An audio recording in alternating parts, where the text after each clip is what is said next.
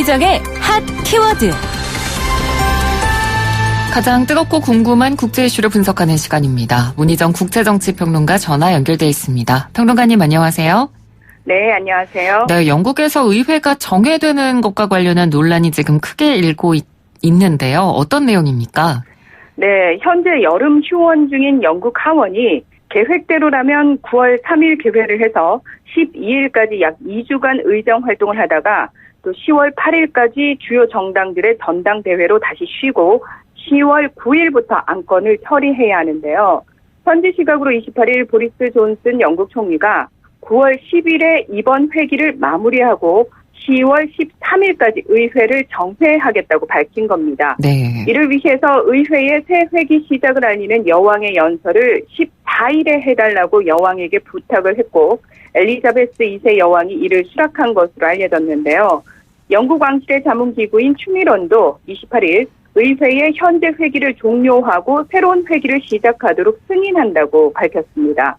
이 존슨 총리는 현 의회 회기가 2017년 6월부터 시작이 됐고 지난 400년간 최장기 회기였다는 점을 강조하면서 여왕에게 정회를 요청한 것으로 알려졌는데요.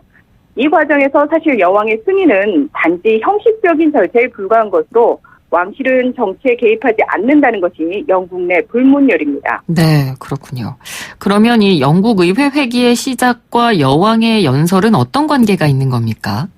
이 영국에서는 통상 의회 회기가 시작될 때 여왕이 참석하는 개회식을 여는데요. 네. 엘리자베스 2세 여왕은 1953년 즉위한 이후 거의 매 회기마다 웨스트민스터 사원에서 열리는 개회식에 참석해서 정부가 마련해준 발표문을 읽는 이른바 퀸스 스피치, 여왕의 연설을 해왔습니다.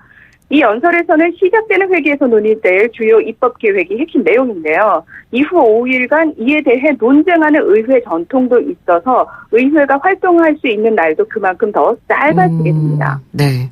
그러니까 표면적으로 보면 원래 휴회하는 기간이 그냥 며칠 더 늘어난 것처럼만 이 정도로만 생각이 되는데 이런 차원의 문제가 아닌 거죠? 네, 일정상 의회가 정회되는 기간만 본다면 길어야 일주일 정도의 차이만 날 뿐인데요. 네. 그러니까 문제는 앞서 말씀드린 현재 회기가 끝나고 새로운 회기가 10월 14일에 시작된다는 부분입니다.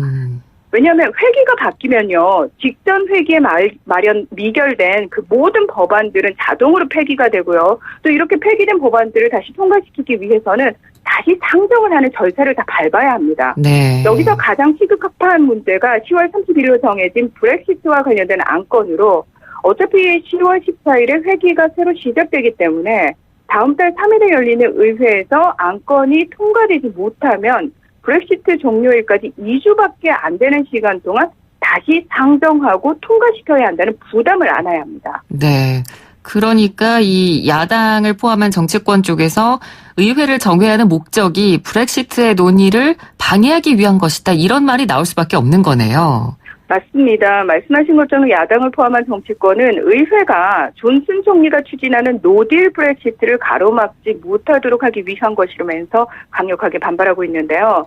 하원 입장에서는 10월 14일에 개회하면 정부의 노딜 브렉시트 추진을 가로막을 수 있는 방법과 관련한 토론이라든지 입법을 위한 물리적인 시간 자체가 부족할 수밖에 없기 때문입니다. 앞서서 노동당을 비롯한 주요 야당 대표들은 지난 27일에 회동을 갖고 노딜 브렉시트를 막기 위해서 모든 노력을 하자는 데 뜻을 모았는데요. 이 자리에서는 존슨 총리에 대한 불신임 투표와 정부가 브렉시트를 연기하도록 강제하는 법안을 추진하자는 얘기도 나왔습니다. 하지만 그 다음날 바로 존슨 총리가 먼저 선제 공격을 한 거라고 볼 수 있는데요. 네. 의회가 10월 13일까지 정회에 들어가게 되면 의회 일정상 야당이 브렉시트 연기법을 만들어서 통과시킬 시간은 부족해지고요. 네. 이 존 보커 하원 의장도 이번 조치는 브렉시트를 토론하는 의회의 업무를 중단하는 목적인 것은 분명하다면서 의회의 문을 닫는 것은 민주적 절차와 국민들로부터 선출된 의원들의 권리에 대한 위법 행위라고 비판했습니다. 네. 현재 야당 내부에서는 어떤 반응들이 나오고 있습니까? 네, 제1야당인 노동당의 제레미 코빈 대표는 의회를 중단하는 것은 용납할 수 없다며 총리가 하는 일은 우리의 민주주의에 큰 충격을 주고 노딜을 강요하는 것이라고 주장을 했고요. 노동당의 톰 왓슨 부대표는 이는 우리 민주주의에서 완전히 수치 실망스러운 모욕이라면서 이 같은 일이 발생하도록 놔둘 수 없다고 분노했습니다. 이 니콜라 스터전 스코틀랜드 행정수반이자 국민당 대표는 트위터를 통해서 존슨 총리가 하찮은 독재자처럼 행동한다면서 의원들이 다음 주에 힘을 합쳐 그를 저지하지 않는 한 오늘은 영국 민주주의가 심연 속으로 빠져든 날로 기록될 것이라고 비판했는데요.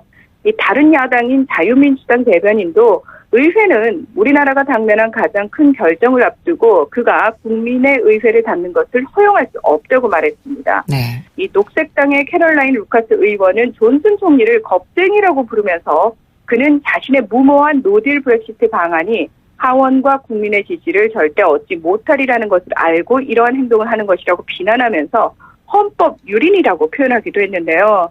심지어 그 보수당 내에서 유럽연합 잔류 지지자인 도미닉 그리브 의원 역시 너무나 충격적인 일이라면서 이번 의회 정회가 존슨 정부의 불신임으로 이어져서 정부가 무너질 것이다 라는 전망을 내놓기도 했습니다. 네, 굉장히 비판이 거센데 이에 대해서 존슨 총리는 어떤 입장입니까?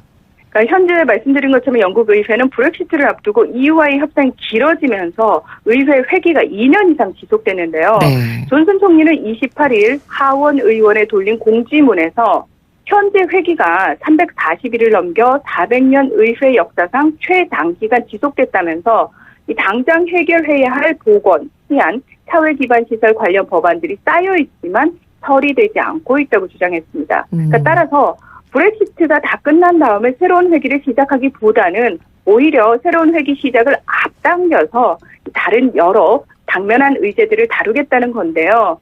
그는 의회를 10월 중순까지 정회해서 하원이 브렉시트와 관련한 토론이나 표결을 못하도록 하려는 것 아니냐는 기자들의 질문에 전적으로 사실이 아니다. 우리가 제출하는 법안은 범죄, 병원, 교육, 재원 등에 관한 것이라면서 10월 17일 EU 정상회의를 전후로 의회가 브렉시트와 다른 이슈에 관해 토론할 수 있는 충분한 시간이 있을 것이다. 이렇게 답을 했습니다. 네. 하지만 왜 굳이 10월 14일에 개회를 하는지 또 현실적으로 2주간이라는 시간 동안 브렉시트를 비롯한 다른 이슈에 대해 논의할 시간이 충분한지에 대해서는 대답하지 못했는데요.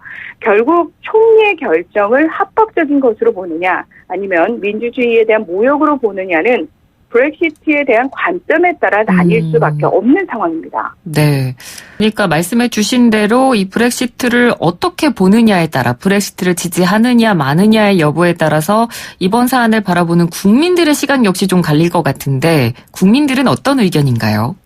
이 몇 주 정도 의회를 정지시키는 것이 유럽연합을 떠나는 데 치러야 할 작은 비용이라고 생각하고 있는 브렉시트 지지자들도 있고요. 네. 이 반대로 의회 정회에 대한 반대뿐만 아니라 존슨 총리를 비판하는 목소리도 나오는 상황입니다.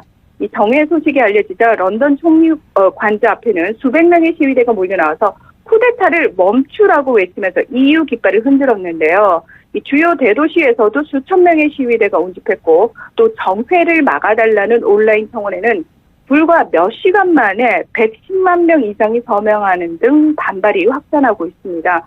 일부 시민단체는 스코틀랜드에서 노딜 목적의 정회는 불법이라며 소송을 제기했지만 위법성 입증은 물론이고 시간적으로도 소송을 통해 저지하기엔 촉박한 상태이기 때문에 일단 이 정지 명령을 좀 내려달라고 청원을 해놓은 상태고요. 네. 하지만 영국 매체들은 정회 조처 자체가 합법적이기 때문에 법으로 정회를 막기는 어려울 것이라고 전망을 했습니다. 한편 영국 국교인 성공회에선 주교 25명이 노딜 브렉시트가 빈자와 사회적 취약계층에 경제적으로 충격을 가할 것이라고 우려하는 공개 서한을 발표하기도 했습니다. 네. 이 브렉시트 때문에 워낙 영국이 혼란한 상황에서 이제 새로운 총리로 부임을 했기 때문에 이 존슨 총리의 지금 브렉시트에 대한 구체적인 입장은 어떤 건가요? 일단 존슨 총리는 대표적인 브렉시트 지지파인데요. 네. 그전 테레사 메이 총리가 가져온 EU와의 합의안이 너무 소프트하다라는 이유로 외무장관직을 던지기도 했습니다. 네네. 일단 존슨 총리는 의회 일정을 감안할 때 브렉시트 시한까지는 총리직을 그만두지 않겠다는 입장을 이미 밝힌 상태고요. 이 브렉시트 합의안의 핵심 쟁점인 안전장치 폐기와 합의안 재협상을 요구하면서 EU가 이를 수용하지 않을 경우 노딜 브렉시트도 불사하겠다는 입장을 고수하고 있습니다. 네. 이 백스톱으로 불리는 이 안전장치는 EU 탈퇴 이후에도 영국을 당분간 EU 관세 동맹에 잔류시키는 조치로 최근 물러난 테레사 메이 전 영국 총리와 EU가 합의한 사안인데요. 하지만 존슨 총리는 영국이 관세 동맹에 잔류하면 EU 탈퇴 효과가 반감된다면서 EU의 백스톱 규정 폐기를 줄기차게 요구하고 있는 상황입니다. 또 노딜 브렉시트가 되면 기존에 EU에 주기로 약속했던 합의금 중에서 4분의 1만 내겠다고 말했는데요. 이 앞서서 메이 총리는 2020년까지 전환 기간을 협의하면서 그때까지 계속해서 협상을 하겠다라고 얘기를 하면서 네. 이 기간 동안 계속해서 EU 재정을 보태기로 했고요. 그 외에 영국이 과거 동의했던 EU 사업 비용과 각종 EU 직원 임금 등 약 390억 파운드, 우리나라 돈으로 약 57조 7,020억 원의 재정 분담금을 내기로 한 바 있었습니다. 네. 그러니까 지금까지 합의해 놨던 사항들을 어떻게 보면 존슨 총리가 다 뒤집는 말들을 지금 하고 있다고 할 수 있을 것 같은데 네네. 이에 대해서 지금 영국의 협상 상대죠. EU 측은 어떤 입장입니까? 로이터 통신 등에 따르면 장클로드 융커 EU 집행위원장 등은 노딜 브렉시트는 영국의 결정일 뿐이고 EU의 뜻은 아니라고 선을 그었는데요. 그러면서 노딜 브렉시트를 피하기 위해 할 수 있는 모든 것을 하겠지만 재협상은 없다는 입장을 분명히 했습니다. 네.